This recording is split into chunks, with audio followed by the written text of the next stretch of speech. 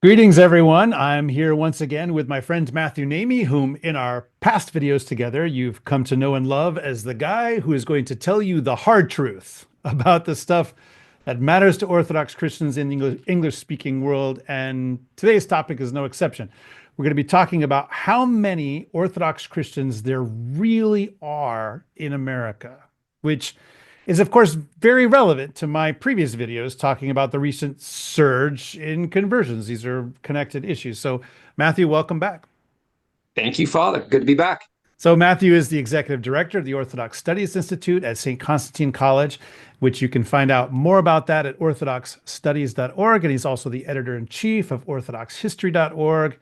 The OSI website is filling up with all kinds of fun, fascinating stuff that you can get only there, including a little plug here, an upcoming American Orthodox history course, which Matthew himself is going to be teaching in January of 2025.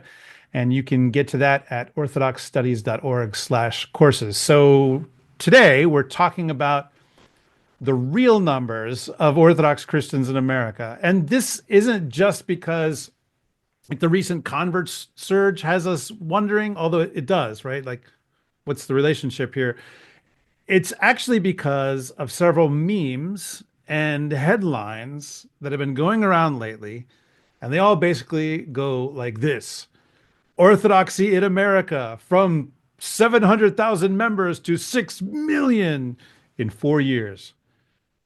You've probably seen this somewhere around, everybody. So this is what we're talking about today. So start us off, Matthew. Like, how would you rate the truth value of those memes on a scale of 1 to 10? That would be a solid one. If it could go to zero, I would.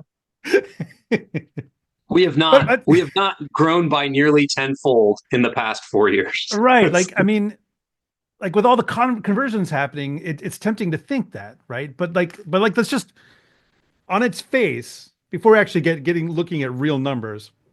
Let's just think about what that would mean. So the U.S. population is about 335 million. So that would mean that about one out of every 56 people here is Orthodox. Okay, maybe that feels true. Like most of us know a bunch of Orthodox Christians who are Orthodox. But this to me is the statistic that brings it home. So there's about 2,000 Orthodox parishes in the US. Maybe a little bit more than that now. I'm not sure. Right around Um, 2000. Yeah. yeah. So if there's 6 million Orthodox Christians, that means the average parish size is 3,000 people. 3,000, that's average. Now, I mean, there might be a handful of like, especially maybe some of the big GOA urban parishes that could have that many people. Probably there are. I'm sure that there probably are. But like Mhm. average, that's the average size of a parish? No. So, Well, think of it this way too. If that were true, if we had grown by like 9x, 10x in 4 years, those parishes that are getting like crazy numbers of converts, and there are a lot of them that are, right? yeah. Look at them 4 years ago. They weren't 1/10 their current size, Right. right? They're Right. like they haven't grown that much. It's Yeah. I mean, grown, but it's not by that much. like the highest numbers of catechumens I've heard about from super fast growing parishes is like 100 at a time. And let's say you're actually baptizing or chrismating all 100 of those people every single year. Then over the last 4 years, you might have gained 400 people in a parish of, let's say it was 400 people. Like it might have doubled, maybe at most. Mhm. So okay. So I mean, are these numbers made up? They're getting them from somewhere. Yeah, I mean the 700,000 number is not made up. That actually comes from somewhere. We can talk about that. Okay. The 6 million number is made up, but it has an interesting backstory. Yeah, I mean, I remember hearing about the 6 million figure like for years now, and I mean, I'm pushing 30 years as an Orthodox Christian, and yet I remember hearing it the whole time, right? Not Yeah. just here in 2024. So like, why does this number never seem to change? Are we really just like holding perfectly steady? I mean, if you go back as I am wont to do through old newspapers, you will find varying reported numbers. And 6 million seems to be the number that a lot of people have settled on. And I think where that's coming from is that and we'll get into it, but that's the number when our bishops want to lobby the government, in the past at least, that's the number they would kind of trot out as a way to say, hey, we're a really big voting bloc, we're a really big population, you need to pay attention to us. And Yeah. that's the number that they would use. So I think that's why you keep it, there's this persistence to this 6 million number. The other piece of this is that why are people today in 2024 saying that the 2024 number is 6 million, right?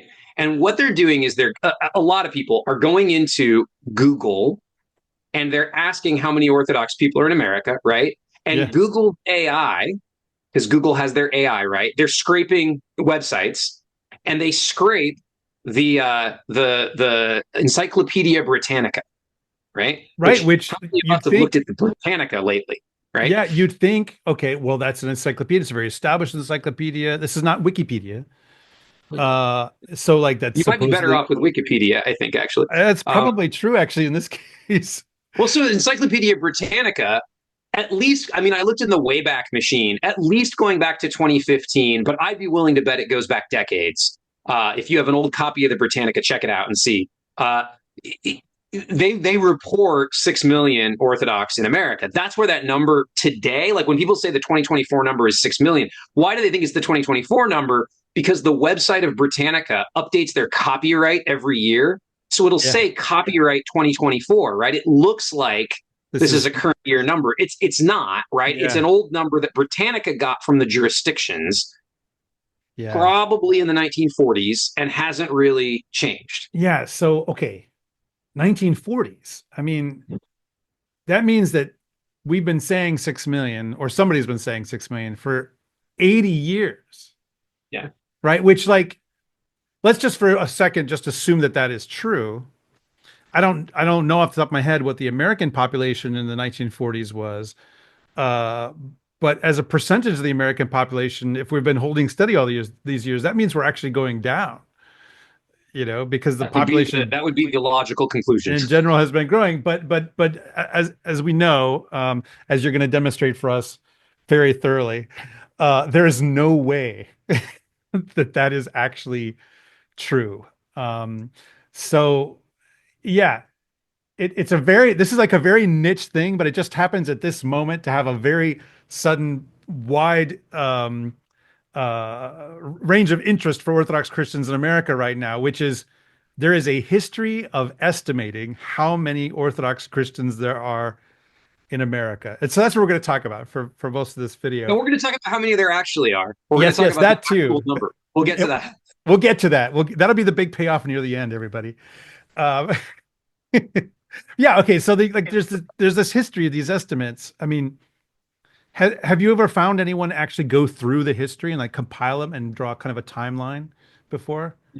You're talking to him. You're the guy, right? So this is I this is don't think not some anybody else has done it.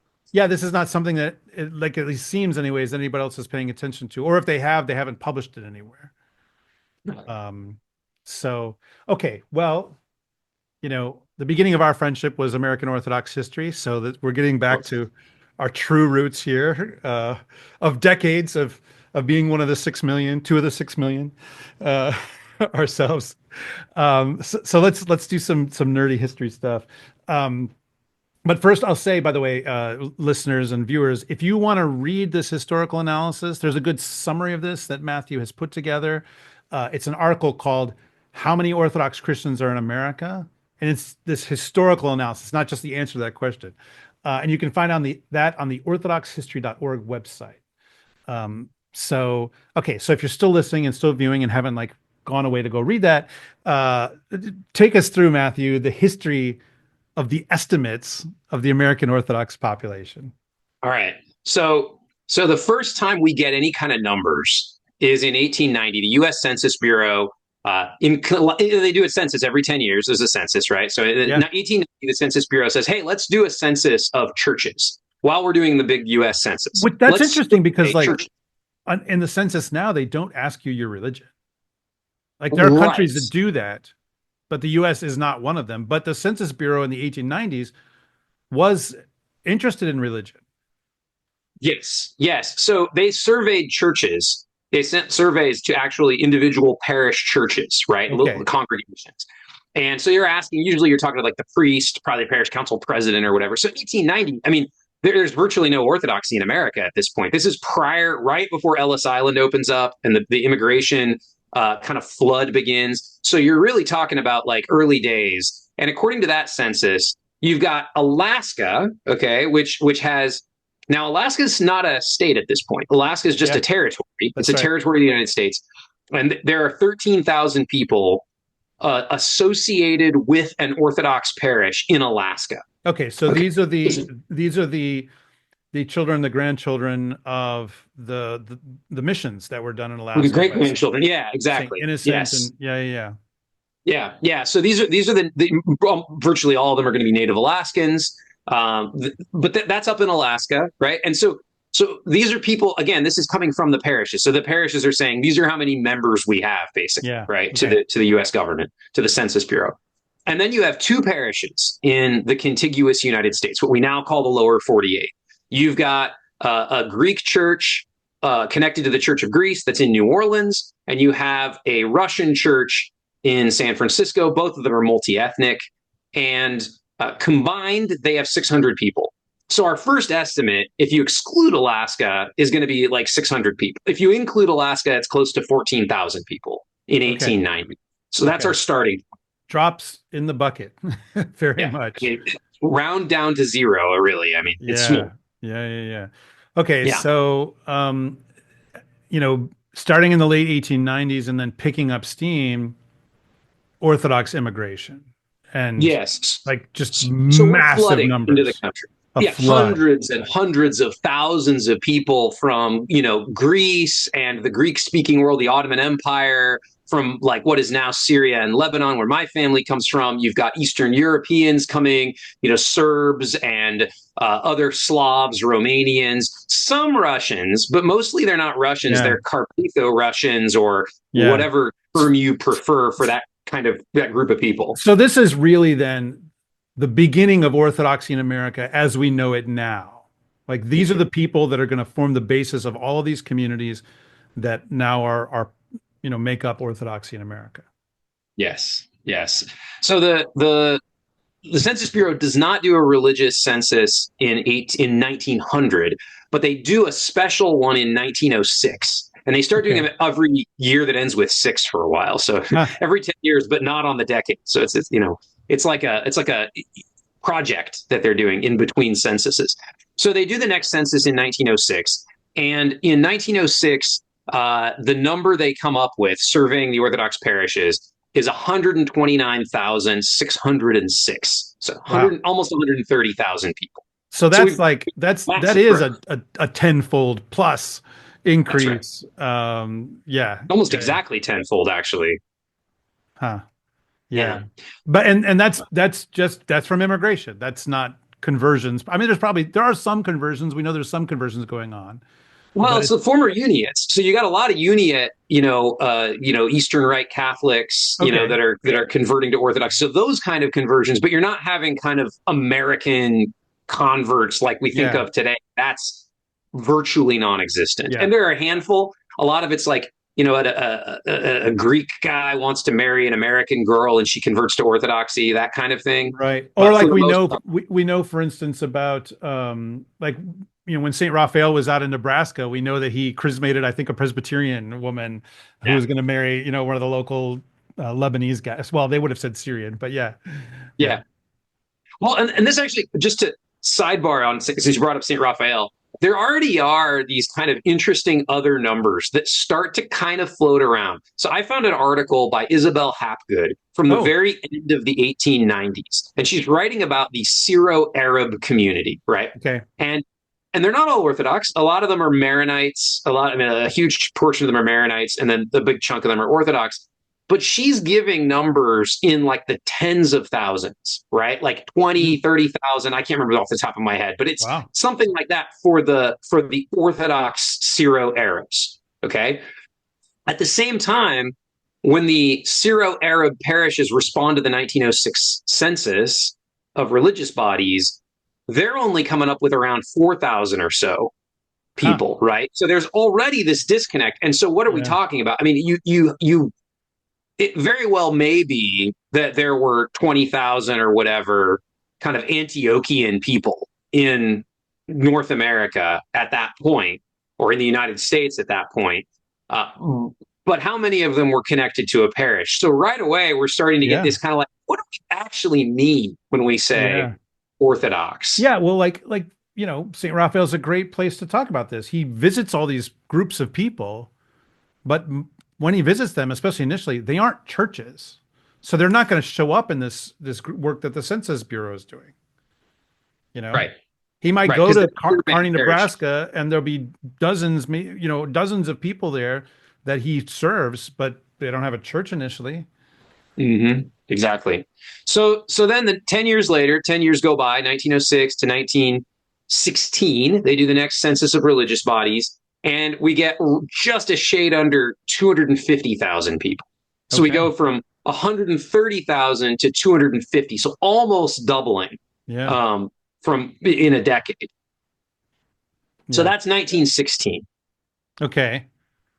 And that's again based on surveying parishes. So the next time we get a number that somebody brings up, it's a very different sort of number. Yeah, And and of course there's some big events happen. I mean, it's World War One. There's all kinds of stuff happening. right. And in many ways, the chessboard has been wiped clean and of its players, and there's a whole bunch of people that are coming on the scene. Orthodox in Yes. America, some huge personalities. Yeah, it's just really interesting moment for Orthodox history.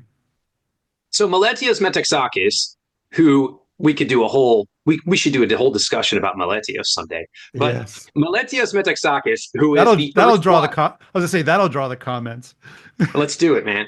Uh, so Meletios is like the erstwhile metropolitan of Athens, and then he is elected while he's in America organizing the Greek archdiocese. He's elected ecumenical patriarch, Yeah.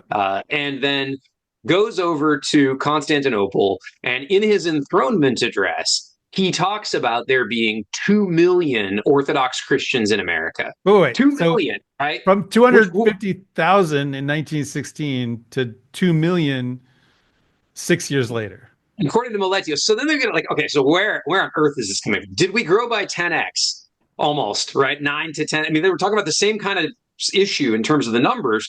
Did we have that level of growth? No, we obviously didn't. I mean, we can see the immigration numbers. So one of the Yeah. things I'm really interested in is like, can we reverse engineer this? Where did this come from? What was Meletios thinking when he pulled? Did he just pull it out of the sky? Right? Like, where did he get that 2 million number? So I have like a theory about where he got that 2 million number. Mm. I can't prove this. But so Greek immigration in the Ellis Island period was something like 420,000 people, Greeks coming into the United States. Now that not all of them stayed, a lot of them went back, but Oh yeah. 420,000 came in, right? Now they're the largest Orthodox group. Yeah. So numerically, and they kind of always have been for a really long time. So there's no way if the Greeks are the largest group at 420,000, there's no way that we got 2 million, right? Even if the Greeks have for all 420,000, which I don't think they did. But I looked at Russian immigration to America, not Okay. Russian Orthodox immigration, but total Russian immigration. Now, if you add up Russian Jews, German speaking Mennonites from the Russian Empire, right? Oh, yeah. All of these like minority groups that were in the Russian Empire that came to America, a lot of them came because they said they were fleeing religious persecution. Yeah, So they're which definitely not Orthodox, yeah, I say right? if they're fleeing religious persecution, they wouldn't be Orthodox Christians because Orthodoxy was the state religion over there. yeah, So, yeah, so, so there. If you add up all those people, or some portion of those people, and you add in all the Greek immigrants, and you kind of throw everybody into a pot, you could arguably get to 2 million, right? If you conflate someone from the Russian Empire with someone who's Russian Orthodox, which is obviously not sensible. It's like a nonsensical thing to do. right. But if Meletios looked at like a list of hyphenated Americans in 1922, and he saw like, oh, Russian Americans, 1.5 million or something, whatever the number was. I Yeah, don't know the number, right? yeah, you could see how he might say, okay, Russian Americans, we'll count them 2 million, right? Yeah, yeah, and I mean, and like that way of calculating, for instance, would have caught my great grandparents, who were not Yeah. Russians, but they were from the Russian Empire. They were from Yeah. Lithuania. He was Catholic. She was Lutheran. That Yeah. he probably knew. He almost certainly knew some Orthodox Christians back home, because the town that he lived in had like a bunch of Ukrainians and Russians living in it.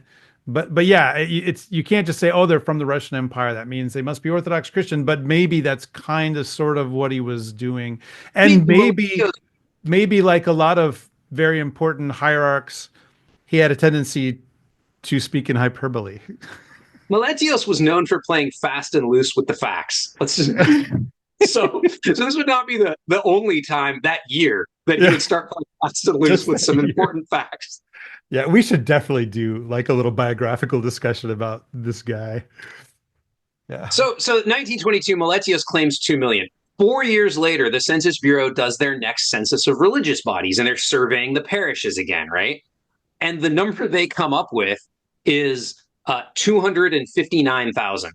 So so was 250,000 in 1916, 259,000 in 1926, right? So that's virtually no growth, right? It grew by 3 to 4%, right? It's Yeah. very little growth. In the middle of that period, Meletios claims 2 million people.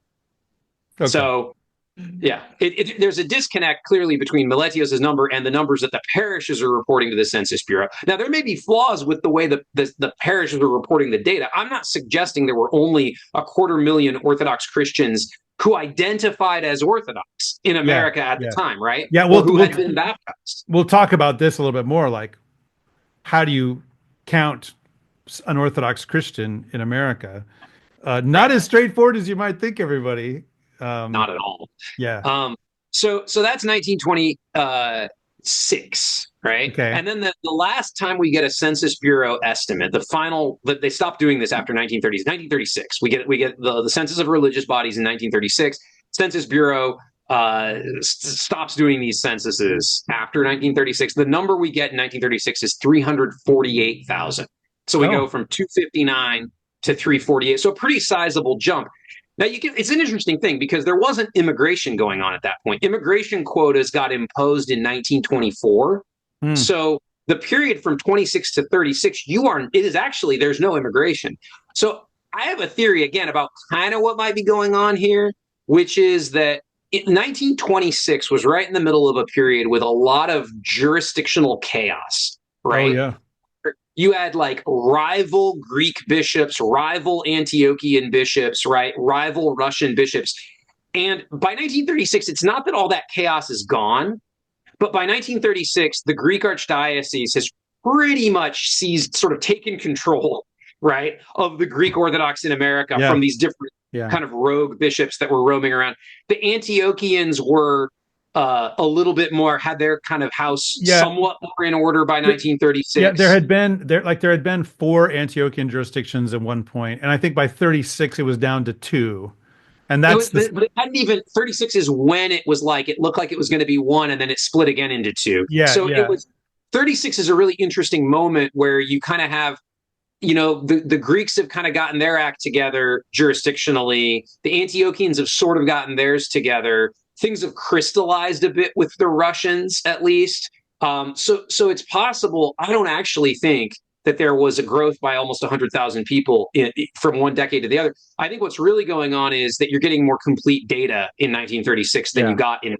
1926. Because That's things my are just better organized. Just yeah, church right. life is just better organized. Yeah. Yeah. So that brings us to World War II, and that brings us to our 6 million. Okay.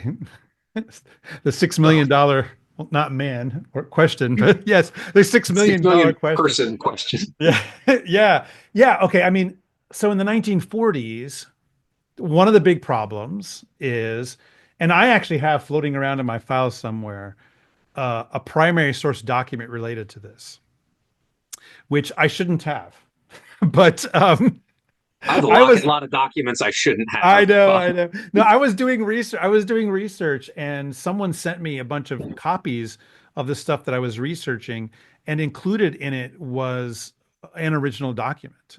Um, as I recall, I'd have to go find it again to see what it is, but it's a letter, I think, from one of the priests of the New York Antiochian Archdiocese, because at this point there's two, writing to Metropolitan Anthony Bashir, who's the New York Antiochian Metropolitan in the 40s, and saying to him, um, talking about, yeah, I think his son, who I might be misremembering some of this, but his son is a subdeacon in the Antiochian church. And so he is trying to get an exemption from being drafted for his son on the basis of the idea that he's clergy and therefore needed by his community. Setting aside, of course, the fact that subdeacons are not clergy in the same way that priests or bishops or even deacons are clergy, but that was the thing. So I mean, you feel like a little bit when you're reading this, like this trying to pull a little bit of a fast one, but in the midst of all this is we need to get the U.S. government to recognize us as a major religion so that our clergy will not get drafted, right? So this is a big problem because I guess clergy must be getting drafted, and so as a result, parishes are left without their priests, and they're not. Well, this is right at the beginning. So, I mean, I don't even know the extent to which it has become a problem. Maybe it's just started, but we're Yeah, talking like early days, within a few months of Pearl Harbor, that this is going on. yeah, yeah. So that's when you get bishops starting to write letters to government officials saying we have 6 million Orthodox Christians, and it's also as a fun side note. This is maybe another discussion we should have. The first pan-Orthodox organization in America is born right around this period. Yep. The Federation of Primary, I can't remember it. It's this long, complicated name. Federation of Federated Primary, Orthodox Greek Catholic Primary Jurisdictions, I think. I think that's the name. It's right. a mouthful. It's not SCOBA yet, everybody. It's definitely not the Assembly of Bishops. This is like the earliest version of this. And not Yes. everybody belongs to it, but almost everybody. And one of their purposes of getting this group together is to lobby the government. You know, I think that is the sort of like proximate cause of them getting the group together. The Orthodox first kind of banding together in a pan-Orthodox way, the hierarchs banding together in a pan-Orthodox way, in a very kind of organized, intentional manner. The impetus for this is to lobby the government vis-a-vis the World War II and the draft and all of this. And that is the point where they say there are 6 million of us. So I have a newspaper article from 1942. That is the earliest March of 1942. It's the earliest I've been able to track the 6 million number. I can get it. It's as furthest back I can go with this number, and it says so that there are primates of 7 jurisdictions get together March of 1942. Remember, like Pearl Harbor is December of 41, so yeah, it's a months. really, I mean, this is really soon.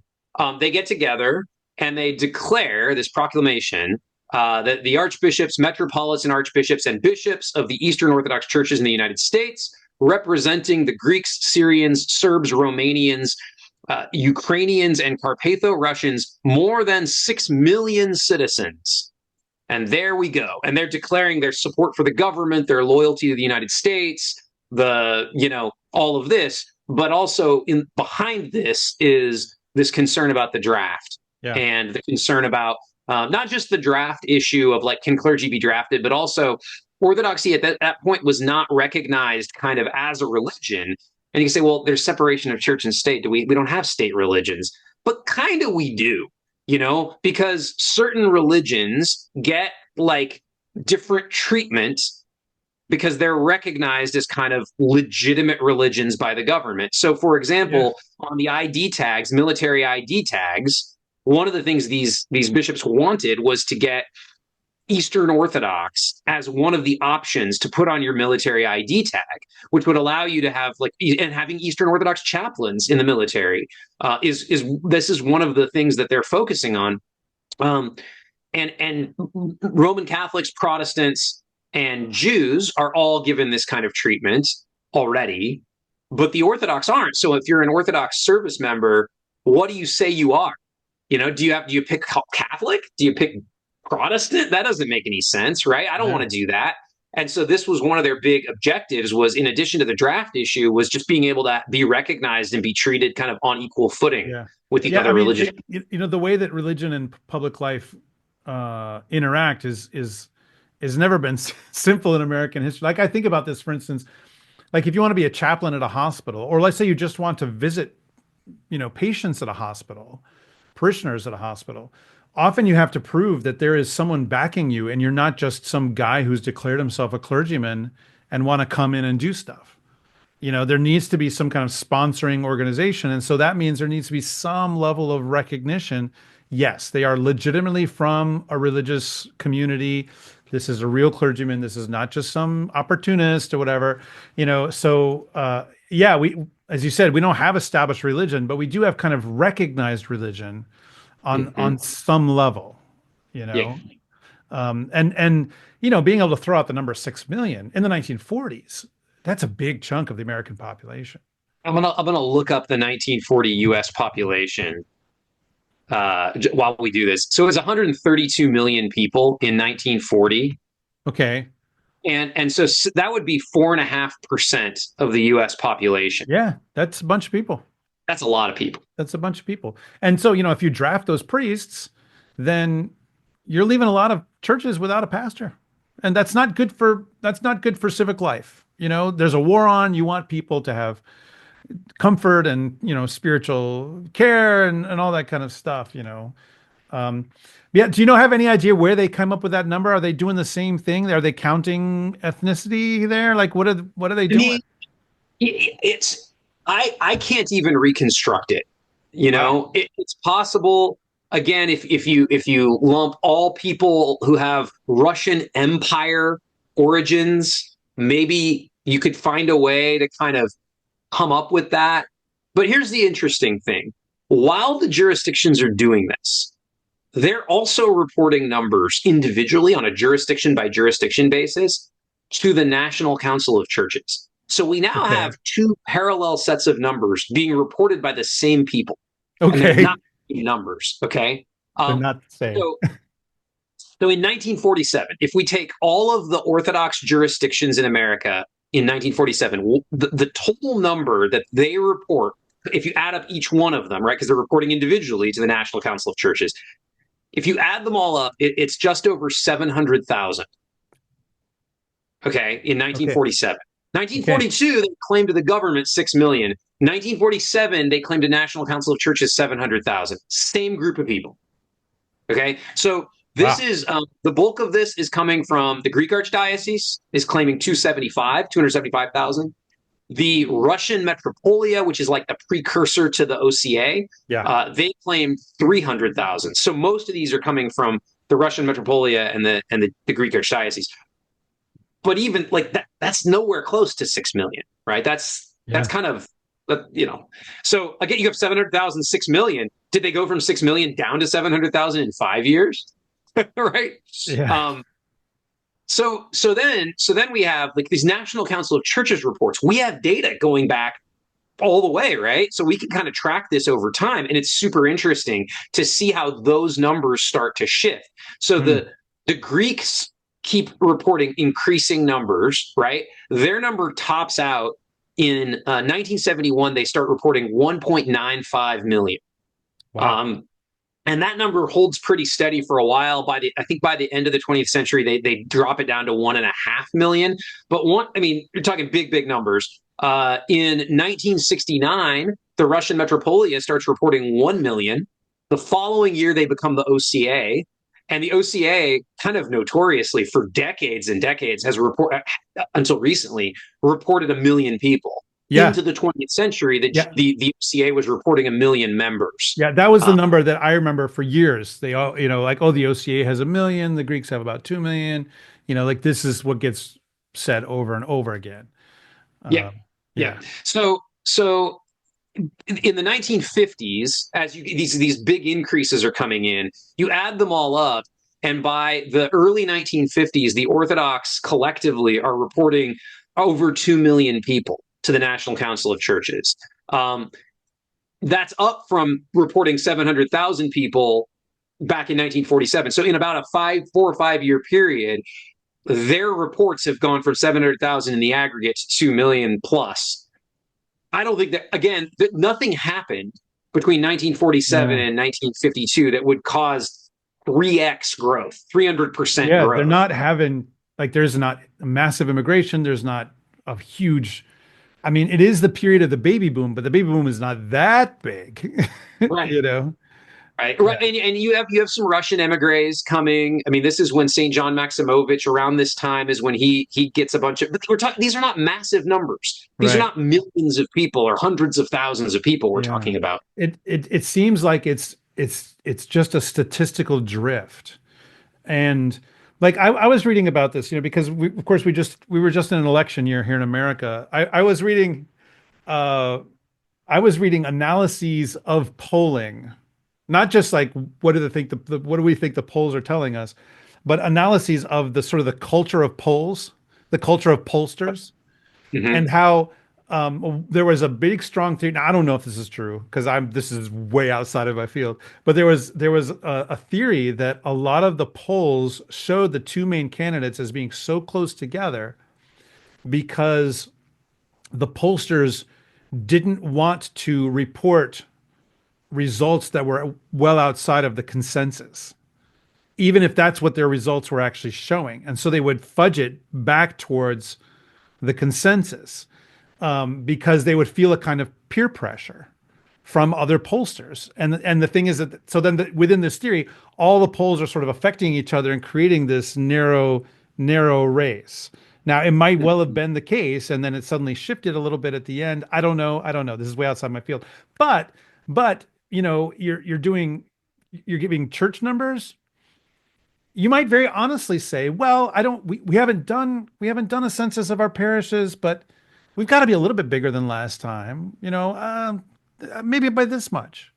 And if So you know, like, oh, the Greeks just reported 1 million people, then right, you say, well, gosh, we've got to be at least like a third the size of the Greeks, right? right. And then there's some of that might be going on as well, Yeah, that kind of peer influence or yeah. whatever. So So it yeah, it may no, not I think there's that could be factors. it may not just be like a sense of like trying to lie about the numbers, about Right. like let's just throw out huge numbers because that'll be impressive.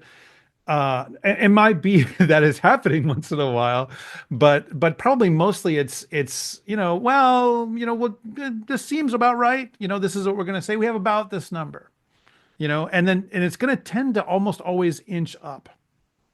Hmm. Churches are Yeah. not generally going to admit that they're dying, especially when you're still well before the age of relative ease of data sharing that makes things like censuses much more accurate now than they used to be. There's a whole lot more estimating. I mean, it's still an estimate. Census Yeah. is still an estimate, everybody. But it's much more accurate than it used to be, as far as we could tell, anyway. Well, and I think you also like, again, it gets into this definitional issue of like when if you're the Greek archbishop in 19 you're Archbishop Athenagoras in the 1940s. In addition to wanting to like show big numbers to the government, you also you definitely consider every Greek American as part of your jurisdiction. Yeah, And that's not like he's not putting that on. That's not something that he's like there's nothing dishonest about that. He right. really does consider. So I don't know what the Greek American population was in off the top of my head in 1940 something, right? We could look it up and see. But that's an aspect of this as well, is sort of looking, and I want to get into this, but just in a minute, because I want to get through the little bit of this National Council of Churches numbers, because I did a little more reverse engineering that I think might Okay, help explain the numbers these jurisdictions are reporting to the NCC. It's not going to explain the 6 million, but it will explain some other stuff. So okay, the next thing we get, so 1950s, we're getting this 2 million is the aggregate number being reported by the jurisdictions to the NCC. Then in 1955, we have this terrible event that happens. It's September of 55 in Istanbul. There are riots. It's an anti-Orthodox, anti-Greek, anti-Orthodox pogrom by the Turkish population, and pretty obviously government supported by the Turkish government.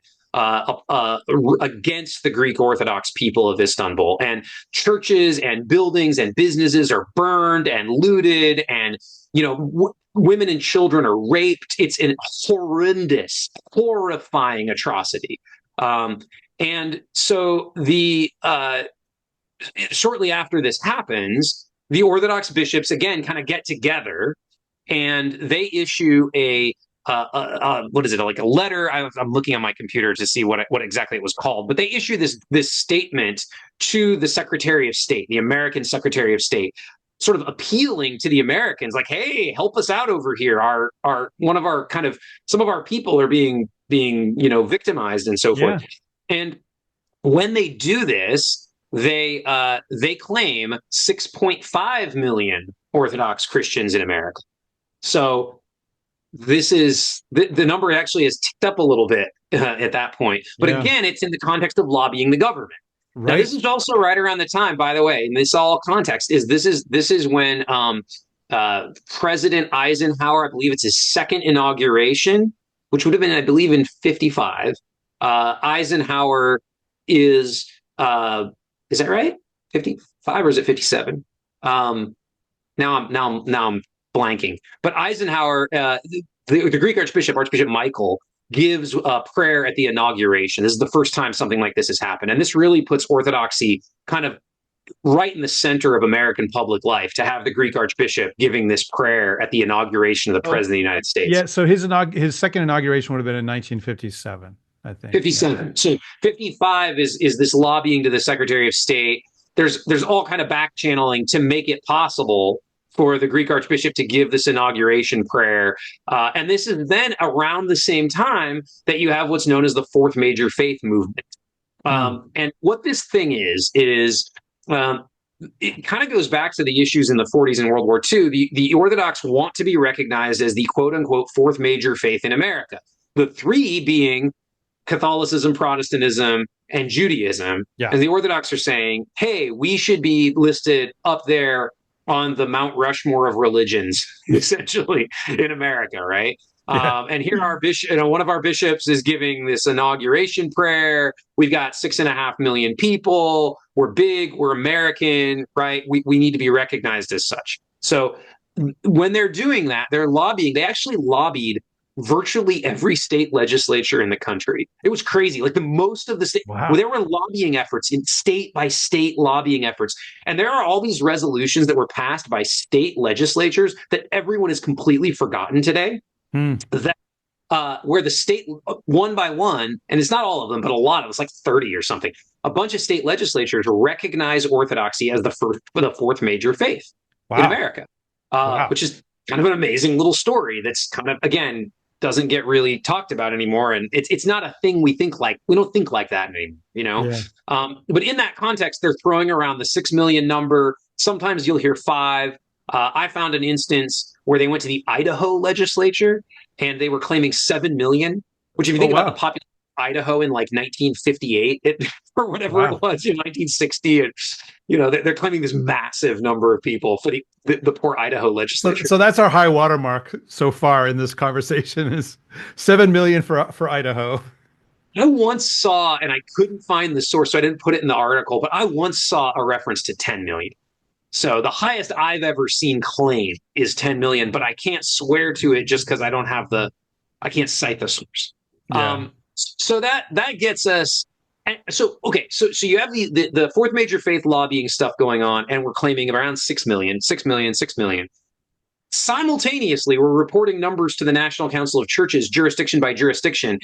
And by the time you get to the 60s, it is 3 million is our aggregate number. Oh. So 3 million reported to the National Council of Churches, 6 million to all the state legislatures. At least it's getting a little bit closer together. They're starting to converge a little bit. So one of the things that I like, the questions I have is I've had for myself is, can I reverse engineer this? Like with Meletios Metaxakis, can I figure out like how long? Well, the GOA is reporting these million plus people. Where is that number coming from? Yeah. Right. Now, the last point that I can find, I could be missing something. The last point that I can find where the GOA officially reports 1.5 million people is in, let's see, 2006. Okay. Okay. 2006, they claim 1.5 million people. So where could that number be coming from? So then I looked at the 2010 American Community Survey, which is this big giant survey that the Census Bureau does. It's not the census, but it's a big survey of Americans that the Census Bureau does just kind of on an ongoing basis. Hmm. The 2010 American Community Survey estimated that there were 1.3 million Americans who claimed to have Greek ancestry. So That's that's pretty pretty close to close. 1.5 million. You throw in mixed marriages and like, conversions for marriage, and you're right at 1.5, actually, Yeah. right? Let's Yeah. do another one real quick. The Antiochian Archdiocese. So the Antiochian Archdiocese, I think Crindage has them at like under 100,000 or something like that. But the Antiochian Archdiocese in 2007 reported 430,000 people for the Antiochian Archdiocese. And at the Yeah. time, I think we had like 250 parishes at that point for 430,000. It's like crazy numbers, right? Um, so, so where could that be coming from, Which right? again would mean an average parish size of about 1,700 people. Which the Antiochian come on, the Yeah. archdiocese doesn't have. Yeah. So if you take the total number based on the American Community Survey, the number of Americans with Lebanese, Syrian, or Palestinian ancestry, and you take you try to estimate ballpark a percentage of those that are Orthodox. Most of them are Christian, right? Most Arab It's Americans are true. Christian, That's still true, by the which a way, lot of people don't everybody. realize. Yeah, a lot of people Uh, don't realize that's still true. It's always been true, I think. The presence of Arab Americans yeah, presence of Arab Americans has always been majority Christian. we used to be like 100% Christian, basically, and then Yeah. it's eroded a bit. But if you take like a bunch of them are Melkites and Maronites and Roman, like Latin Roman Catholics, all of this stuff. Yeah. But if you just take like you just ballpark a number, pick a share like that is Orthodox, apply that percentage to the number of people who claim ancestry from Lebanon, Syria, or Palestine, and you get right, and then you add in a little bit for converts because the Antiochians have a bunch of converts. So you add in a little bit for converts, you're going to get really close to 430,000, Hmm. right? Now, I am not saying that there were actually 430,000 Antiochians, like members of the Antiochian Archdiocese, in 2007 or 2010. But I'm also not saying that like the juristic, like the GOA, I don't think was tracking Greek American statistics every year and then reporting based on that. But what I think probably explains some of these big numbers is that jurisdictions again are looking at, well, how many Greek Americans are there? Okay, let's count those as Orthodox. How many Arab Americans are there? All right, well, let's say this percentage of Arab Americans are Antiochian Orthodox, right? And when you do that approach, it kind of explains the numbers that the jurisdictions were reporting to the National Council of Churches. It doesn't explain the 6 million number, but it Yeah. explains maybe like the 3 million number. Yeah. Yeah. So these are estimates. But this again just raises the question of like, how do you count and who counts, as an Orthodox Christian, right? So and you kind of have to wonder like, okay, uh, like that's the methodology you just described is basically sort of the ethnicity methodology, basically. Like what percentage of this ethnicity is probably ours, you know? But then there's other kinds of ways you could count this. Like if you were to ask all the churches, how many people do you have? Now there's on the books, like, is there a parish directory? A lot of parishes don't have a parish directory, even, Oh, and you know? churches, for years parishes would do, and a lot of them don't do it anymore. Some still do. The jurisdictions would do like a head tax, right? Yes, right. So And then a lot of you them, pay dues, I mean, this is reality. If they're doing the head tax approach, a lot of parishes end up underreporting their population. right? Uh, that's just the way that it is, so there's all kinds of reasons that you you might adjust the numbers. Um, who is involved with the parish in some way? Are they in the parish directory? Did they get baptized? Did they fill out a pledge card? Um, did they show up at least once? Like these are all going to give you different numbers, Right. whichever one of those methodologies you use. Um, Right. If you, this is all, and every one of these questions you're asking is a parish based question, right? yes, These right. are, if you went to the parish priest, you were a parish priest, you go to the parish priest, say, how many people are in your parish? Well, how you answer that is going to vary depending on preconceptions that you have Yeah, about what it means to be in your parish. yeah, And you may answer it differently depending on how the question is framed, that's right. right? That's right. So And members, you could say, how many members do you have? Well, different jurisdictions have different ways of defining member. Some of them that's right. have a definition, some don't. Some people would say, well, this person's a member of my parish if they come to church. Some people would say they're a member of my parish if they meet this requirement in our parish bylaws to be a member, Yeah. right? Yeah, and like I'll give you just a good example. I was a parish priest for 13 years, and there were the people who were in the parish directory who were coming to church on a regular basis. But then there were also people that I went and served who were Orthodox Christians, but were not actually actively involved in any parish. So often the priest would get called if someone gets sick or has just died or something like this. So if I bury somebody who was an Orthodox Christian, I haven't seen this person before, or just maybe a couple times, and their whole family, they're baptized Orthodox, but haven't been involved in church in a long time. Do any of them count? And Right. I remember thinking about this question as every year for the annual parish meeting, I would come up with statistics, because everybody likes statistics. I mean, this whole conversation is about statistics. Right. And someone would say, oh, we'll just take the number of baptisms and subtract the number of funerals or transfers, and that's the number. I'm like, no, no, no, it's not. No, it's not, because I did baptisms for people who were just sort of doing baptismal tourism. Like this is their parents' home church. They wanted the baptism here. They don't count. And I buried people that had never been here before. So like that's not a -1, you know. So yeah, it's immensely complicated, even just with an individual community.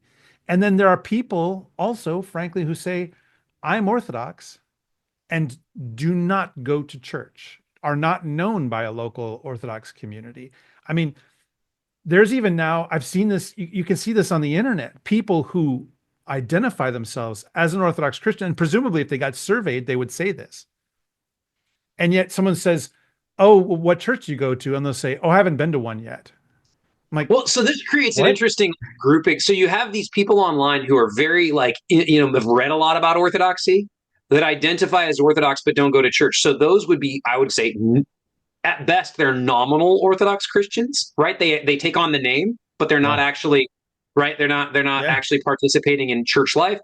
You also have the kind of polar opposite extreme that's actually the same. It's like loops back around and it's the same thing, which is the person who was baptized Orthodox as a kid and they identify as Orthodox because of culture, but they never show up at church, right? Yeah. Those two people, one of whom is probably really passionate about theology and knowledgeable about it and history and all of that. One of whom knows nothing about Orthodoxy, but they culturally identify. Both of them say they're Orthodox. Neither one of them is going to be participating in parish life potentially, And, right? and, and probably not caught by church-based counting. Right. We'll talk in a second about, because there's other people counting, you know, Right. which makes all of this much more complicated, but much more interesting, right? Um, Yes. so yeah, okay, so it's clear that like this 6 million number is just not real. 6.5, 7, 8, 10, whatever, uh, just not real. Um, what is the real number? The So if real you ask number. Alexi Krindach has been doing, and he kind of revolutionized things because he started surveying the parishes the way that the Census Bureau did up until 1936. Krindach has been doing in the It 21st brings century. that back. And And I so, remember, and his website is called orthodoxreality.org, which like, why would you call it that? Well, obviously, I mean, I haven't talked to him about this, but speculating, you would call it that because there's all of these, frankly, it's like urban legends right, about he's trying to show Orthodox in the America. reality. Yeah. Yeah, urban Um, legends. so Alexi asks the parishes every 10 years. And now I should say his census that he does 2000, 2010, 2020, he's done it, right? Um, it is not actually a census exactly. It's like the Census Bureau's deal. They would survey parishes. They're not doing a census of people, right? They're Right. doing a census of parishes. And it's essentially a two-question survey sent to parish priests primarily. And the key question here for our purposes is how many individual persons are involved in the life of your parish? And it says include in this number adults and children, regular and occasional attendees, paid stewards, and persons who do not contribute financially. So he's trying to kind of cast a wide net with the question. Now, I believe that question is preset by a bigger group. So he actually is doing this as part of a bigger study census that's being done of American religious groups. Yeah, and he's the Orthodox kind of like the guy responsible for surveying the Orthodox. Yeah, isn't it Hartford somebody? Yeah. It's the U.S. Religion Census is the name of the project. Okay. And so he's the Orthodox kind of sort of researcher on the project. One thing I'll say about that methodology is like on the one thing I'll say for it is it's going straight to the churches and asking them directly and not asking the central office. Right. Which that seems like a more accurate way. Yes. There are some wrinkles in this. And one wrinkle, for instance, might be like if you were to ask me that question when I was still pastoring and I came up with a number, some number of those people would also be counted by neighboring parishes because they are definitely involved in the life of those parishes in some way. So one person could theoretically count for 2 or 3 people. Now, that's not most of them. We know that most people tend to just stick to their parish, but let's say they visit a few other parishes once or twice a year. That's involved in the parish in some way. Well, and I think that the way to think about this is it's such a vague question, right? How many are involved in the life of your parish? And that really relies, and we talked a little bit about it a minute ago, about what do we mean by that? Right? What do you mean by involved? So one priest's definition of involvement might be very different than another priest's definition of involvement, right? One might say, let's just take how many people come on Pascha? That's how many are involved. Others are going to say, well, how many of them do I actually know? How many are in the directory? How many are coming regularly to the services? How many are sacramentally Orthodox? Like precisely. There are people who regularly go to Orthodox churches who are not Orthodox Christians. Well, and this says how many individuals are involved in the life of your parish. It doesn't say that they are even baptized Orthodox people, for example. So it's a vague number. I will say several years ago, I audited a little bit of the Kach data and found a number of irregularities that give me pause in terms of relying heavily. I don't think it's a bad number, his aggregate number. I'm not saying it's depending on what you're trying to answer, it's not a bad number, but well, I should say his number right now for 2020 was 675,000 people. 675,675 people. That's the number he got for 2020. And that's a decline from 800 something thousand in 2010. Yeah, his previous number. He's showing a pretty sizable drop in our population in terms of the people associated with parishes. I have some. Here's the thing. I don't know what the error bars are around those numbers, right? And why don't I understand? Okay, so if you look at the individual parish responses, which I have done, and I've actually spoken with some of the priests about numbers that looked a little off, right? For example, the other question he asked has to do with regular church attendance on Sundays, like how many people show up on a typical Sunday, basically, right? Now, you would think that the total number of people involved in the life of your parish is going to be one number, and then a smaller number will be the number that come on regularly on Sundays. Absolutely. For most parishes, yeah. And there were parishes that were well, we have 100 people that come on Sundays and 100 people are involved in the life of our parish. They report 100 for both. Yeah, which means you've got 100% participation. That doesn't make sense. Here's another one. You'd have parishes, you had somewhere, I'm giving a kind of a hypothetical, but I have real data on this that from Kach, where in 2010, the parish reported 300 members or whatever, 300 people involved in the life of the parish, 100 attendees. Okay. In 2020, they dropped down to 200 members or whatever, 200 adherents, but an increase in attendance to 150. Okay. Now, clearly, the priest is misreading something here, or maybe there's a different priest and he's interpreting the question differently. Sometimes Yeah. it was the same priest, and I remember calling one of the priests, and I asked him about his number that he reported that I had, and he said, "Oh, that's not right." And so it's like, and then here's another thing: the OCA, I know, and because some of it's public, the OCA surveys their parishes themselves every year and asks similar kinds of questions. Yeah. In many cases, the data reported to the OCA doesn't match up with the data reported to Crindach, Oh, wow. right? So it just gives me pause about the whole thing. Again, I'm not saying Crindach's number, we should just, it's not like the 6 million number. The 6 million Yeah. number is nonsensical. It's not based in reality. Yeah. Crindach's number is based in something real, but it's fuzzy. And we Yeah. need to understand the limitations of that number. Yeah. So Yeah. I mean, why do you think that there's all these different methodologies for how you count who's Orthodox? Like, it seems like a simple thing to just say, oh, there's this many Orthodox. But again, as we just said, like, that could mean a bunch of different stuff. Like, but why is it that we pick different methodologies? I mean, if I had to answer that, I would imagine that some of it might be just like, okay, well, I can't find everybody in my town who says that they're an Orthodox Christian. I don't have that kind of access to them. But I can look at how many people are coming to church on Sunday, or I can look at my parish directory. This is the data that I actually have. You I mean, the know? truth of the matter is that I mean, it's not a binary question, right? It's not like a you're in or you're out. There are shades of gray. There's a continuum of involvement in church Yeah. life. And I think depending on where you kind of draw that line, that's going to dictate what number you come up with. So if Mm, you say an Orthodox Christian is anyone who has ever been baptized and chrismated into the Orthodox Church, right? That is going to get you a very different number than if you say an Orthodox Christian is someone who is an Orthodox Christian in good standing who is eligible to take communion this week, right? Because right. canonically, you go 3 weeks without any good cause, without partaking of the Eucharist or coming to the liturgy, right? 3 weeks without coming to liturgy, you have, according to the canons, excommunicated yourself if you don't have a good reason to Yeah. be You, you, away, right? you And become you need to lapsed. confess and kind of go to confession and reconcile with the Yeah. church. Okay, And so and traditionally, if you don't receive communion, at least on Pascha, you are no longer an Orthodox Christian.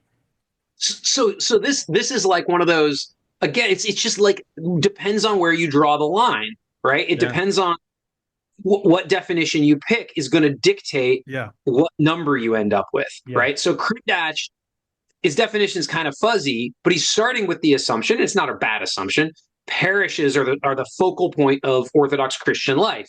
So anyone who's actually an Orthodox Christian is going to be connected to a parish. It's Yeah. a reasonable presumption, Yep. although, as we're going to see, it's not the only way you could define That's right. Orthodox Christian. That's right. That's right. So, okay. Well, I want to talk about other people attempting to count us. And because Yeah. it turns out, of course, that when other people attempt to count, what I'm saying is when I say other people, I mean, groups other than the churches or people who are being hired by the churches or who are, or, they may not even be Orthodox themselves, sociologists putting their lenses on Orthodox Christians in America, they're going to sometimes ask different questions. In fact, usually they're going to ask different questions. And one thing I've noticed is that none of them seem to be able to get the list of jurisdictions correct. And I'm like, why? Why can't you just look up the list on the Assembly of Bishops website and just put that in your survey? They can't seem to do it.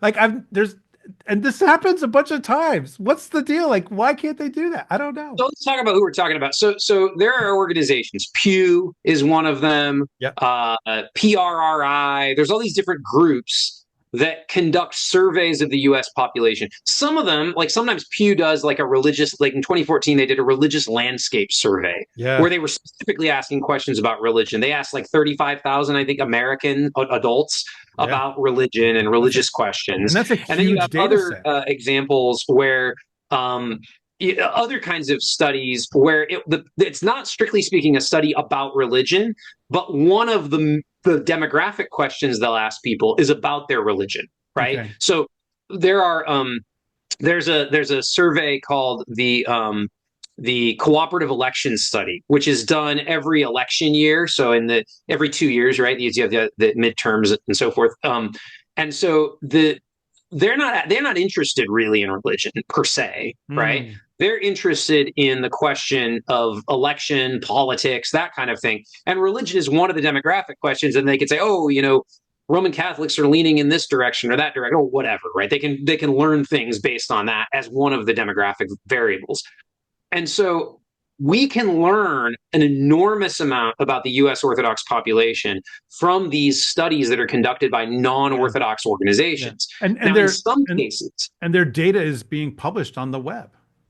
yes, it's And published, but as far as I know, other than, I mean, Ryan Burge uses it in his Ryan Burge is a I don't know what his title is, but he's like a statistician, sociologist of religion who's doing really interesting work on religion in America. Not Orthodox. Occasionally, he writes about Orthodoxy. Other than him, I don't know of people publicly writing about these data sets, because these are, again, they're not the first place you would think to look. You yeah, wouldn't think to look at a political study to learn about religion, yeah, right? yeah. Um, Well, like I'll give everybody an example of why this is valuable. Okay. So let's say you're doing a political survey and you ask people about their politics. You ask people how they're going to vote. You ask people how they voted last time, all this kind of stuff that's very political. But you also ask them because you're trying to track voting and patterns and political attitudes and views on different issues. You're trying to track it with various demographic things. So let's say you say, okay, what religion are you? How old are you? What is your income? Where do you live? Are you an immigrant? And so then all of those are demographic items that they then will match with political data. yes. But if you're a religious researcher, you can set the political data aside, although that's pretty interesting too, and say people who say that they are this religion, they tend to make this much money. They tend to live in this part of the country. So you're actually getting a study that's of a religious community. But it's just sort of hidden underneath this other stuff. And it's secondary data to the surveyor, but it can Yes. become primary data if you analyze it in this particular way. And it just It's so like it's happens all that, been hidden in plain sight for years, right, it right? just so happens there's a massive amount of data about Orthodox Christians in America that is not being published as a religious study. Yes. But we Yes. just have to look at it and draw the correlations ourselves. So if a handful of those, so they'll almost all of those kinds of surveys of the general population, and some of them are big, right? I think the biggest one I looked at was 465,000 Americans, Yeah. which is bonkers. That's a massive sample. Cooperative election study is 60,000 people every other year, basically. But then you also have little dinky ones that do 1,000 people, 2,000 people, right? Now, by themselves, a survey of 1,000 Americans is completely useless to us, right? Because there's going to Yeah. be like, you can count on one hand the number of Orthodox, right? Right. In On that on on on average, if they survey 1,000 Americans, they might meet one or two or three, maybe four Orthodox Christians. And more like four or five or six, but yes, I mean yeah, you're going to get really tiny numbers, right? But you can start aggregating, because a lot of times they're asking basically the same religion question, right? Like you're mm, asking about religious affiliation, and the option they give for Orthodox is usually something like Eastern or Greek Orthodox, and sometimes they'll have a parenthetical where it'll say such as Greek, Russian, etc., or so whatever, right? To yeah. kind of like clarify. And Um, sometimes they'll group in the Oriental Orthodox people. They'll put them under Eastern Orthodox. Like you, well, which of the so this, following East, yeah, yeah, like which of the following Eastern Orthodox churches do you belong to? Armenian might be an example. Like, but wait a minute, they're that's right. not. But that's because these aren't religious researchers, so That's right. they just don't know. So there's some fuzziness in some of the data Yes. as a result. But so now you have been looking at a lot of these things now for a while with a group of analysts Yes. who are in some cases professionals at this kind Yep. of work and teasing out from these massive amounts of data a lot of really interesting information about Orthodox Christians in America. Um, so let's talk about some of the specifics, right? Um, who are we? Well, I know one of the things that's really on our minds a lot as Orthodox Christians in America is what is the relationship of immigration to the actual state of Orthodox Christians in America. So it just so happens that you actually do have some good hard numbers on this. So what percentage are actually immigrants, people born outside of the United States, and they're here now and they're Orthodox? So for the question, some of these questions, these more detailed questions, I'm going to focus on the cooperative election study, Okay. and we'll focus on the period from 2018, 2020, 2022, right, which is a big sample and fairly nice sized subset of that sample are Orthodox, right?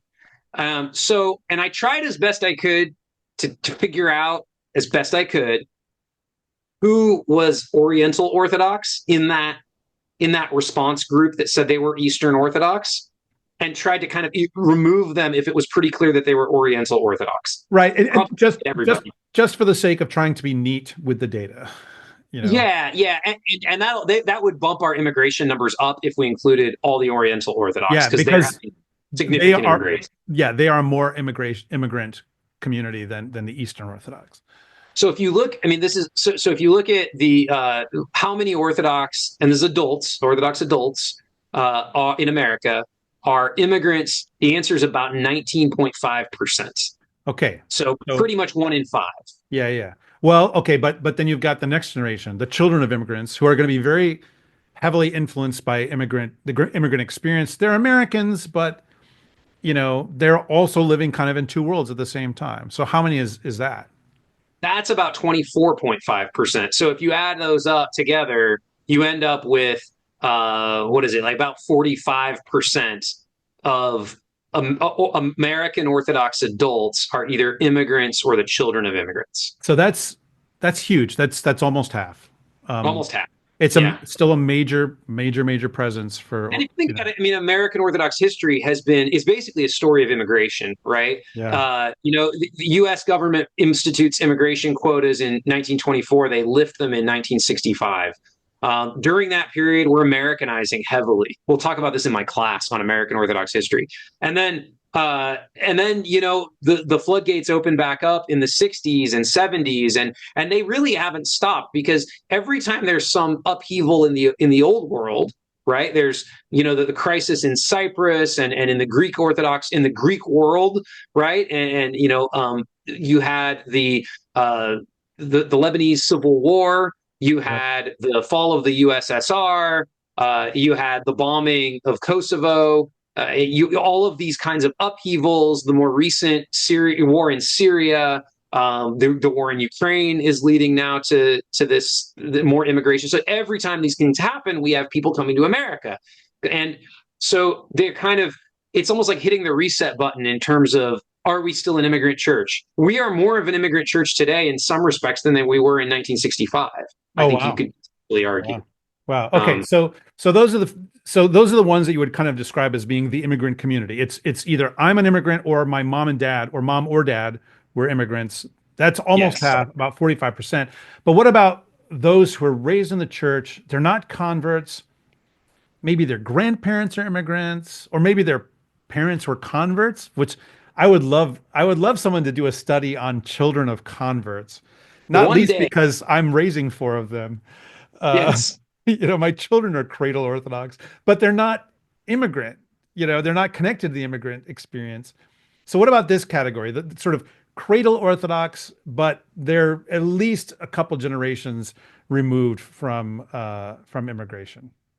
Yeah, so you're talking about people like, I mean, you're talking about people like me. You're talking about the Yeah. kind of the Ellis Island era, the people whose ancestors came over in the early 1900s, and they founded the jurisdictions. A lot of the older parishes were founded by these kinds of people, right? So that number, we have to kind of like back our way into that number. Okay. Okay. Okay, we first have to ask the question: what percentage of Orthodox in America are converts? Yeah. Okay. Now, for this, I can't use the cooperative election study. It doesn't help me because they don't ask about childhood religion. But there are other studies that do ask about childhood religion. And Okay. when you start aggregating, I do some aggregating. And sometimes you can, if you're careful, you can aggregate responsible, right? But So when you aggregate these, what you end up with is somewhere in the ballpark of 30% of American Orthodox adults appear to be converts to Yeah. Orthodoxy. Yeah. Somewhere around 30%, might be 25%, might be 33%, somewhere in that Yeah. neighborhood, right? Yeah. So if you take the 44% or whatever it is, whatever I said, that are immigrants, you subtract out the converts, what you end up with, what you're left with, is that about a quarter of self-identified Orthodox in America, okay, people who say that they're Orthodox, Eastern Orthodox, about 25% of them are what you would call like non-immigrant cradles, let's call them. Okay.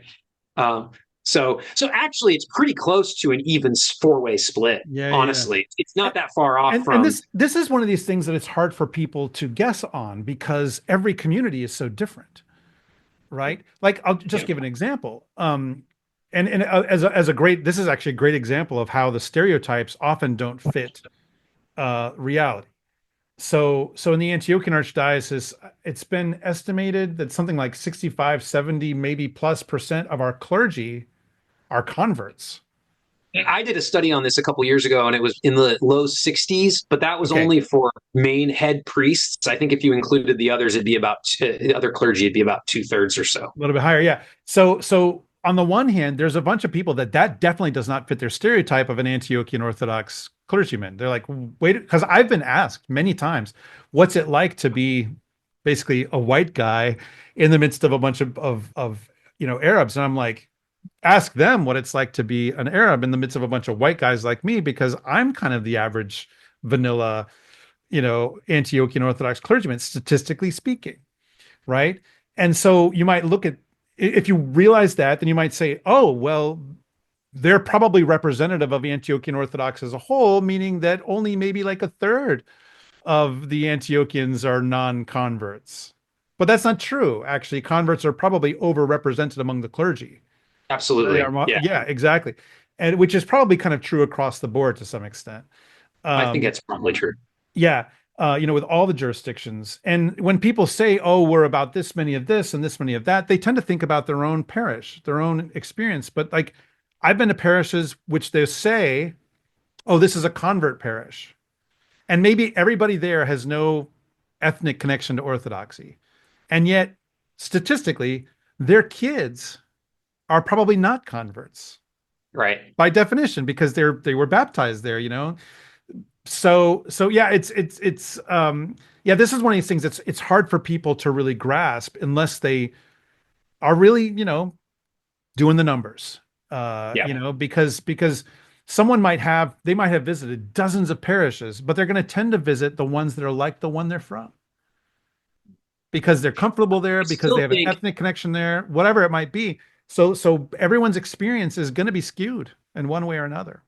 Yeah, I mean, a lot of people that speculate about these things, that like to discuss these things, probably haven't visited an average Serbian Orthodox parish, right? Or a parish of the Romanian Orthodox Metropolia of the Americas, or so Yeah. many of these parishes that are really hubs of immigrant kind of ethnic Orthodox communities. Those don't get as much attention or discussion. A lot of times when people are talking about this, the people that want to talk about it tend to be more likely to be converts, or Yeah. they tend to be more connected to a convert community, or some of the more visible Right. clergy online are converts or whatever. So you start to get this impression, but actually converts to Orthodoxy are very much in the minority. When we think about, and we talked about this in a previous video, when we're talking about uh, people who identify as Orthodox, right? Yes. Yeah.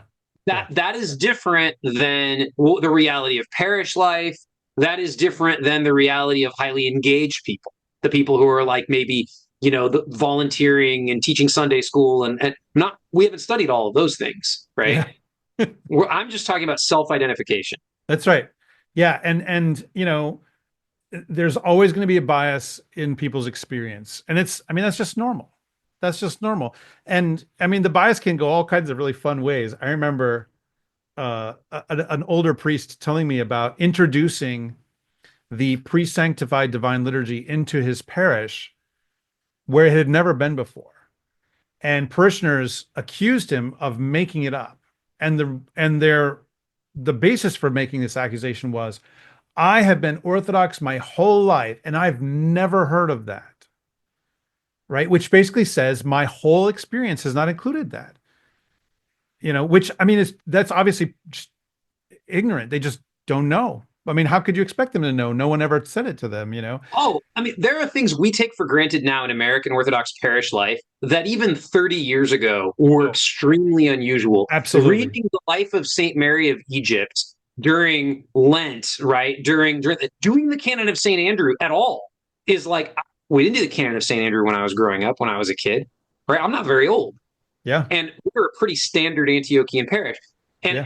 and when my parents were growing up, they didn't do Vespers, right? Right. They didn't do the Holy Week services in the 1950s in my grandparents' church, right? So the idea that I remember hearing a story from my parents about them when my parents were dating, and they went to their priest, their parish priest, who was from the old country, and they said, "Hey, have you ever heard of this service called Vespers?" And he's like, "Yeah, I know about Vespers." And they said, "Could we do that, please?" And he's like, "Sure, if you'll come, I'll do it." Wow. And for most of my life, they were the only people that showed up at Vespers. Yeah. Was our family, but Yeah. the that's the reality of kind of the lived experience of Orthodoxy. I think that what we experience today, we have an abundance of riches, I think, in some respects now, in terms Yeah. of the services, in terms of Yeah. midweek liturgies, Yeah. Saturday evening services. These are not things that we should just take for granted, Yeah. actually. I mean, I've been a priest for 18 years and I've seen a lot of changes. Like when I started, there were some services you simply could not do because it did not exist in English. And now that is pretty much simply not true. You can do almost any service because someone's translated, Right. and usually with pretty decent translations, typically.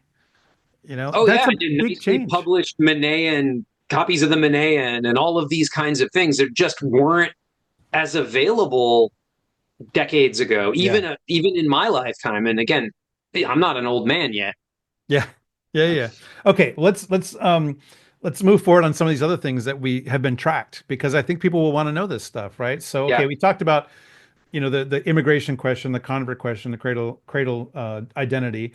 What about like education? And people always say, "Oh, the Orthodox are some of the most educated people in America." Is that actually true? Yes. Yes, it is definitely true. We are very highly educated as a group. In the cooperative elections study, 51% of the Orthodox respondents had completed at least a bachelor's degree. So and 20 and so the overall general population is more like a third that completed a bachelor's degree. Oh, wow. So 51% versus like 33, 35%. It's a huge sort of disparity. Um, Grad school, 20+% completed grad school of the Orthodox, 12 or 13% for the general population. Wow. So, you're pretty significant differences between the Orthodox church people and the general population in terms of education level. So we've got a lot of master's degrees walking around, 1/5 on average A lot of of the lawyers, a lot of doctors. right? Yeah. Well, I mean, and this is definitely like this is the stereotype of immigration, especially the second generation. The immigrants come here with $2 in their pockets so that they could give their kids everything, and you better get all the education you possibly can. And a lot of them do. A lot of them do. You know. Okay. Another big question, like income level. It's often said the Orthodox are some of the wealthiest, in America, on average. And I've brought this up like in sermons. You're like we're on the wealthy side, and yet we're so bad at giving to our churches by comparison. With some of the frankly much poorer populations, religious groups. Is it true? Are we on the wealthy side for Americans? Yes. Yeah. The answer is yes. I mean, 27% of the Orthodox respondents made at least 100,000. For the general population, that's 21% in that survey group. So 27% versus 21. If you raise it up to 200,000, 7% of the Orthodox made 200,000, 4% of everybody else made 200,000. Wow. So So we have higher incomes as a yeah, group. yeah. Which which frankly tends to track with that higher level of education. Not perfectly, but it tends to be the case, you know. Um, okay, so another big stereotype that goes around about Orthodoxy in America, and I've noticed like it's not one, it's actually competing versions of this, is they're mostly in the Northeast, or actually it's the South and the West that are having, you know, all of these like where are we actually? Where are the Orthodox? Like I sometimes I this comes up a lot when people say, you know, particularly if I'm going to go to a conference or I'm giving a speaking engagement or something, and people are like, you know, why are so few events out in this area? You know, and I always say, well, that's because this is where we all live. Am I correct that the Northeast is still like the big concentration of Orthodoxy in America? Yes and no. So first of all, I haven't actually sort of mapped the parish concentration with the population concentration, Yeah, because that's not but the same thing. I think there's a significant disconnect at this point. We have a kind of an abundance of parishes in the Northeast for historical reasons, right? Because this was the original place where all the Orthodox immigrants went. It was at one time kind of the hub of American industry and so forth, right? And um, so there were tons of parishes, tons and tons of like hundreds upon hundreds, and there still are, even though Yeah. a bunch of them have closed. There Yeah. are still loads of parishes in the Yeah. Northeast, right? I think Um, Pennsylvania alone, where I live right now, has like 250 parishes. which would be over 10% just in Pennsylvania Right. of the, because there's about 2,000 Orthodox parishes total in America. So you're talking over 10% just in Pennsylvania, Right. right? So it would be a massive percentage or in the Northeast. I don't know if it's 50%, but I don't think it's 50, but it's pretty darn high. Um, for the population, and I'm going by census regions here. So Northeast, Midwest, South, and West. Okay. Okay. 29% of the Orthodox respondents to the cooperative election study said they were from the Northeast. 29%. Okay. Now, 18% of all the respondents were from the Northeast. So the Orthodox are very much overrepresented in the Northeast. So We are we are, disproportionately in the yeah, Northeast. there is a certain concentration. Yes. However, I don't think that's anywhere close to the concentration of parishes, right? I think that we have, like, if you looked at our parishes, I think more than 29% of our parishes are in the Northeast, Yeah, I right? think that's true. Yep. Now, when you talk about the South and the West, 52% of Orthodox people in America are in either the South or the West, right? So 52%. For the US, the overall population, though, that's 60%. So we actually are underrepresented in the South and the West, even though majority of us are in the South and the West, we're actually underrepresented relative to the overall population. Hmm. Yeah, yeah, yeah. Okay, so religious surveys all tend to ask questions like, how often do you go to church? Like, how often do you pray every day? How important is religion to you? Yes. Like this stuff probably, you know, correct me if I'm wrong. This probably doesn't show up in the big election survey. They're not Oh, asking. it Oh, does. oh, interesting. So they want to Oh, know yeah. So we can do if some for people interesting like, things with this data. yeah. So they want to know like if you pray every day, are you more likely to vote this way? Yep. Which which is an interesting question, but that's not what we're talking about. But yeah, Yeah. so it captures that then. Yeah. Yeah. So we can actually get some pretty good numbers in terms of like frequency of prayer, church attendance, at least self-reported church attendance, which we're gonna talk a little bit more about. But Yeah. so yeah, okay. So how many Orthodox people? Okay, again, adults responding to the CES, Cooperative Election Study. How many of them are consider religion, Orthodoxy, hopefully, to be very important to them? And the answer is 39%. Okay. 39% consider religion to be very important to All right. Okay. them. Very important. And that is the same percentage if you look at the Roman Catholics in the same study. So, So we track with Catholics on yes, this. 39% of Roman Catholics responding to the same survey said religion was important to them, was very important. 39% of the Orthodox said the same thing. Okay. What about like church attendance? Going every week, at least once a month? Yeah. So if you look at the weekly, it is kind of a generally understood thing that people are going to over report their church attendance. And some of it is like it's aspirational, Yeah. people, but also if you think about it, I would, if somebody asked me, how often do you go to church? I would say more than once a week, right? But there have been times when I've been sick, right? And I can't go to church. So is it actually 100%? No, it's not 100%. It's more like 98% or whatever it is, but it's not 100%. Yeah. And someone who says, "Oh, I go about once a month," they might actually go like every few months, every couple months, right? It may not be exactly once a month, but there's just a general tendency to kind of report aspirationally or to kind of a little bit overinflate maybe in your own mind, and then when you say it to the surveyor, what the number is. Yeah. I'm not saying this is actually the number, okay, but I'm saying this is what people say their number is. Okay. Yeah. It's a right around 30% are once a week. And if you Okay. throw in the once to twice a month people, you get 43% claiming to attend church at least once a month. Okay. 43%.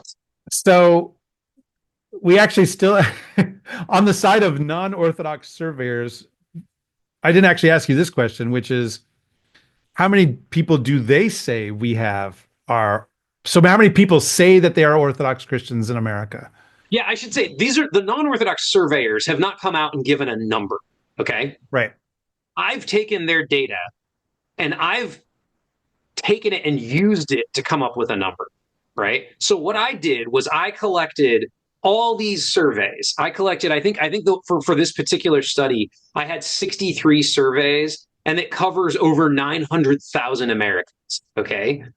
And what I found, and then I tried to do as best I could to kind of like estimate how many Oriental Orthodox are kind of like inadvertently being lumped in with us and try to pull those out as best I could, kind of clean the data a little bit. And then what I ended up with is that 0.49% of the US population is Orthodox. Okay, that's my estimate. There are going to be error bars around that estimate. I'm not saying that's the number, right? Yeah. Take 0.49, you multiply it by the overall US population. What you end up with is about 1.64 million people. Okay. So about 1.64 million people in America say I'm an Orthodox Christian. And by that, they probably mean Eastern Orthodox. Yes. But say there, yes.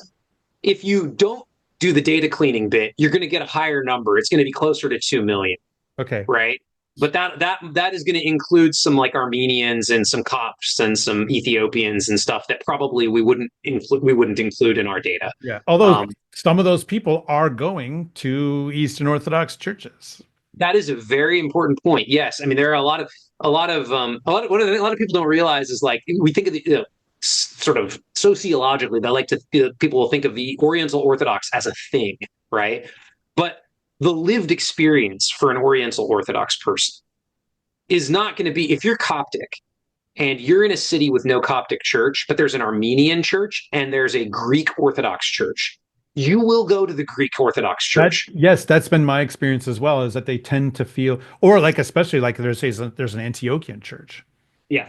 That's almost a no-brainer for a lot of them. You know, yes. I mean, I've been part of multiple Antiochian parishes where there are Coptic members, where there are Ethiopian members, where there are Armenian members, you know, and these people almost certainly did not grow up in the Antiochian church. So they are part of the picture. So then is there a way then to compare those numbers with the Krindach estimate, you know, of the number involved in the life of the parish and come up with something that sort of meets together and makes some sense of all the data together? Like, is there a relationship that you can sort of track between them? Absolutely. Absolutely. So Krindach estimates 675,000-ish people are associated with the life of a parish, right? I've come up with an estimate of 1.64 million people who self-identify as Orthodox, right? Okay. So if we take the 1.64 million number and I just said 43% of Orthodox people say they go to church once a month. Probably doesn't mean once a month always, but right. Okay. 43%. 43. So those people that say they go to church at least once a month, I think there's a high probability that they would be counted by a parish priest as being involved in the life of the parish, Yes. right? Yeah. That you would see Right. them Even if often they are, enough. You'd see them often enough, you would count them when you're filling out your thing. okay, so we take 43% of 1.64 million and we get right around 700,000 people, which That's is basically what Krindach came up with. yeah, that's really close. Um, okay, here's my last statistical question. Do we have any sense yet, or is it too early to know whether the convert surge is contributing to a net growth of orthodoxy in America? And I think this is an important question because, and it's clearly linked in people's minds because when I talked about the convert surge, even though I didn't say, oh, and we're growing overall, a lot of people then they have negatively responded like, actually we're not growing, and why are you saying we're growing? I'm like, I'm not saying that we're growing overall, but I'm saying that there are new people coming in, and for whatever reason right now there's more new people coming in than we've seen in a long time. um, do we have any sense that it's actually contributing to a net growth? Not yet. I mean, it's too early to tell, partially because these surveys, we're not going to get the 2024 batch of data until maybe next year, right? And Okay. so it's going to be it'll take a little time before we can start to like look at these numbers from 2024 and see, okay, has it actually grown? The evidence I have, what I was focusing on the period of for when I was coming up with this estimate, I was looking at surveys conducted between 2018 and 2022. Okay. Okay, so that's the focus period. So if you look at the surveys in the earlier part of the period compared to the later part of that period, the surveys from the later part do not show growth. Okay. So if you look at like just 21 and 2021, 2022, we're not having growth compared to like 2018 to 2020. Okay. Yeah. For whatever that's worth. Yeah. All right. And if you say, okay, well, are we having net growth total like now, right now? I don't have the data, right? Yeah. I would say this. Okay. There are three ways that a church gets new members. You get people that are not Orthodox coming to the Orthodox Church. You have babies being born and baptized, babies born into Orthodox families. And you have immigration, right? Immigrants coming, right? Now, we have seen more immigrants coming over because of upheavals in the old countries, let's say, Yep. right? In Eastern Europe, in the Middle East. And so that one question I have, and I don't know the answer to it, is are we growing more from immigration right now or from converts right Yeah. And I now? bet you the on the ground experience of that is going to vary a lot from parish to parish because I think it will vary. Yeah. immigrants are going to tend to go where they have relatives, Mm-hmm. and converts are going to tend to join churches that are converty. Yeah, there's not going to be there will be overlap, but there won't be as much overlap, right? Yeah. But okay, so we have immigrants, we have converts, but then you have people and you have babies being born, and then you have people dying, and you have people that abandon the Orthodox Yep. faith. You don't have too many people moving out of the country, right? But you have people abandoning the Orthodox faith and people dying. Those are the two ways we lose people, right? Yeah. Now, based on very rough, very rough estimates I've made from some surveys, I estimate that historically, kind of in the early first part of the 21st century, our retention rate is something like 55-ish%, Okay. right? So that suggests that we might be losing 45% of cradle Orthodox by the time they get to it, like at some point in their adulthood, are going to leave the Orthodox faith. It's a lot of people, right? That's an Yeah. enormous number of people. So for the conversions and the immigration and the birth rates to kind of like outweigh those losses, I don't think anyone quite fully has a handle on it. I certainly don't, and I'm looking at it as closely as I can. We have parishes that are bringing in 50 or even 100 catechumens at a time, right? I mean, Crazy. amazing stories. This Yeah. is, and I am super in favor of this. I think we often lose sight of the fact when we see those kinds of, headline type, not headline, but you see like, well, sometimes there are headlines. I think the New York Post just did something. Yeah. Yeah. But But you see like stuff online about these mass conversions or like large numbers of converts coming in or whatever. What you don't hear about are the story. Like I know a bishop. I'm friends with a bishop who tells me these like heartbreaking stories of having to do the final service at a parish as he shuts it down, and they like decommission the parish and they take all the icons down and they take all the holy things away, and like those stories don't get told, right? And I'm Yeah. not saying they're happening with the same frequency, but I am saying like there are parts of the Orthodox Church in this country, jurisdictions that are not growing, Yep. regions that are not experiencing massive influxes of converts, at Right. least not in most of their parishes. Maybe some of them are. I talked to one priest of one jurisdiction in a city and in a region that is experiencing an enormous amount of Orthodox conversions happening in this area. And he said, the parishes of this jurisdiction and this jurisdiction, they're getting all the converts. And our parish never got any. Nobody came to our parish, right? Now, again, that story gets lost because we'll hear about the big conversion parishes. We don't necessarily hear about the parish that's struggling to survive in a different jurisdiction. Doesn't Yeah. get as much attention. Yeah, it's harder for that to be kind of a news story, and no one says, "We have a big announcement, everybody. We're slightly shrinking." You know, We've like declined by that's not a big 20% over the last 4 years. Like yeah. nobody's going to say Right, right. And even if they're shrinking rapidly, that doesn't, there's no announcements about that. Yeah, I mean, there's all kinds of other stories which we haven't even touched on, like relocation within the United States. yeah. The effect that that has. Like for instance, the parish that I became Orthodox at is now probably 4 times the size that it was when I left 20 years ago, which is astonishing. I just was visiting there recently, and the priest, he told me that probably over half of his parish has been Orthodox for less than 5 years. Uh, that I don't know what you do about that. That's interesting, and an interesting challenge. And yet at the same time, like, I know parishes that are less than an hour from me that are closing, parishes that were founded by saints. Um, you know, Yep. so there's a lot of other stories. And I mean, that brings me to like the final thing I wanted to say, like, is okay, like if there's people like you and me, like we like data, we like statistics, like it's just fun, to know this stuff. Like you feel like a little smarter when you learn it or whatever. But like, is there a takeaway from all this sort of sociological statistical work in church life? Like how does this actually contribute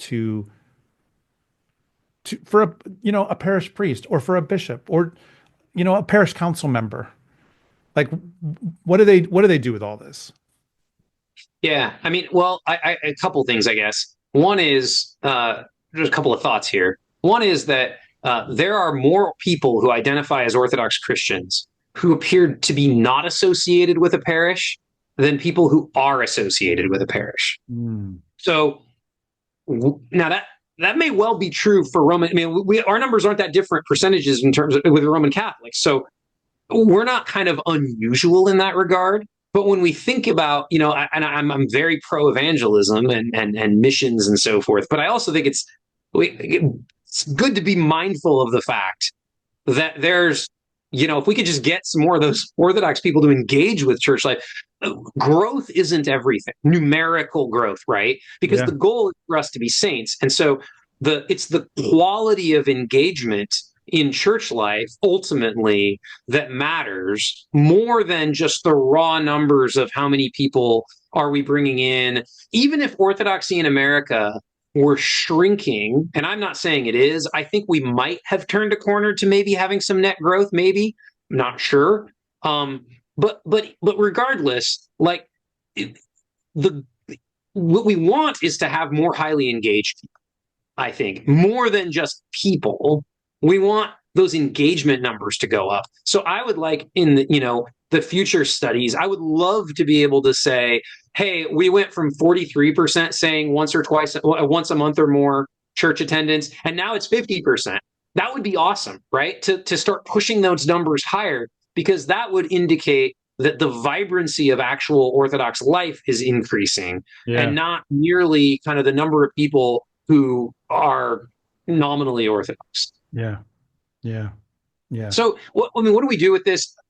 In a way, this is like just step one, right? Step one is just get our arms around this. How many of us are there?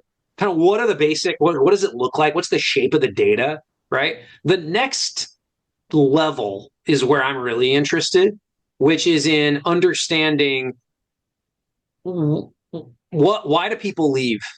Why do people stay? Right? What the people who grow up Orthodox and they go on to be highly engaged in church life. Why? What was it that led them to that?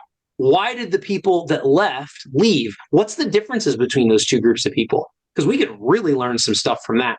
But to get to that point, and there's all kinds of other interesting questions we could ask, but to get to that point, I think we first have to start with just what the heck is going on? Yeah. Just to begin with, like, how many of us are there really? Right? What exactly does that look like? What are the, and then we can go to these questions that are going to tell us, give us actionable steps, right? I guess you could say. Yeah. Well, Matthew, as always, thank you very much for talking with me and helping to cut through the urban legends, the memes, the doomsayers, the triumphalism. It's good to just look clearly at what we're doing. So thanks very much. Thank you.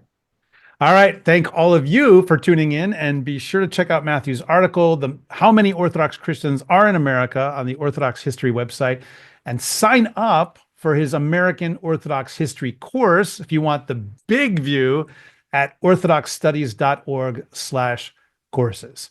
God bless you, and see you soon.